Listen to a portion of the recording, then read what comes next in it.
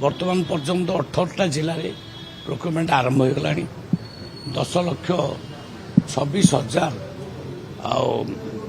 Metric ton धान आम खरीद कर सारूँ। गत वर्ष अपेक्षा ये वर्ष अधिक कृषक धान बिकी तेणु प्रोक्योरमेंट कौन असुविधा ना। निश्चित भाव में मु धन्यवाद देवी नुआ वर्ष कृषक मानक से धान से बिकिबे। आम धान निश्चित भाव में समस्त किणु ठीक भाव में टोकन आम पहुंची जाऊे